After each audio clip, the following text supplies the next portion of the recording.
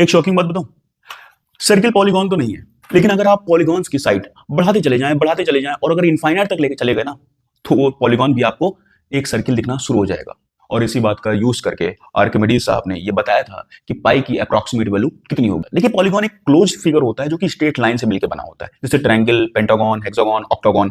लेकिन सर्किल में कोई भी स्ट्रेट लाइन नहीं होती है, उसकी बाउंड्रीज कर्व होती हैं, इसीलिए हम सर्किल को पॉलीगॉन में नहीं रखते हैं। लेकिन हम क्या करें, एक सर्किल लें और सर्किल के अंदर एक पॉलीगॉन बनाएं। पहले कोई 4 साइड का बनाएं, फिर 10 साइड का, फिर 100 साइड का और फिर 1000 साइड का, और ऐसे करते करते हम उसकी साइड्स इनफाइनाइट कर दें, तो आप देखेंगे कहीं ना कहीं उसके अंदर जो बना हुआ पॉलीगॉन है वो कहीं ना कहीं सिमिलर दिखना शुरू हो जाएगा जैसा सर्किल दिख रहा है। यही आइडिया यूज किया था आर्किमिडीज ने 250 बीसी में पाई की वैल्यू को कैलकुलेट करने के लिए। तो आर्किमिडीज साहब ने क्या किया, एक सर्किल लिया जिसका डायमीटर उन्होंने लिया 1 यूनिट, तो वहां से उनके पास सरकमफ्रेंस उस सर्किल की आ गई पाई यूनिट। उन्होंने फिर बाद में एक सर्किल के बाउंड्री पर एक स्क्वायर बनाया और अंदर एक स्क्वायर बनाया। जो बाउंड्री पर उन्होंने स्क्वायर बनाया उसकी जो लेंथ होगी साइड की वो उतनी होगी जितनी उसकी रेडियस है। तो कहीं ना कहीं ये जो आउटर में हमारा स्क्वायर बना हुआ है, ये जो आउटर में स्क्वायर बना हुआ है, इसकी पेरीमीटर कहीं ना कहीं 4 यूनिट हो जाएगी, ठीक है, क्योंकि रेडियस के बराबर ही इसकी लेंथ होगी।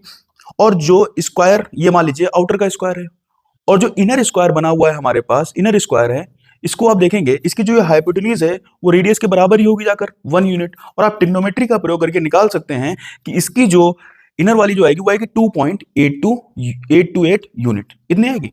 तो आप देख रहे हैं कि आर्किमिडीज ने जो एक पॉलीगॉन लिया, जो एक बाहर बनाया पॉलीगॉन, एक अंदर बनाया पॉलीगॉन, उसके हिसाब से हम ये देख रहे हैं जो सरकमफ्रेंस है सर्किल का, वो जो इनर में अंदर बना हुआ है स्क्वायर, उससे बड़ा आ रहा है 2.828 यूनिट से, और इससे छोटा आ रहा है 4 यूनिट से छोटा आ रहा है। भाई जो बाहर बना होगा उसका और जो अंदर बना होगा उसके बीच में ही तो सर्किल का सरकमफ्रेंस लाई कर रहा है। आर्किमिडीज साहब ने इसके बाद क्या किया कि नंबर ऑफ साइड्स पॉलीगॉन में बढ़ाते चले गए, ताकि कहीं ना कहीं पॉलीगॉन का शेप सर्किल से थोड़ा सा क्लोज होता चला जाए। तो उन्होंने नंबर ऑफ साइड्स 4 से लेके कभी 50, 60, 70, 80 और 96 तक लेके गए।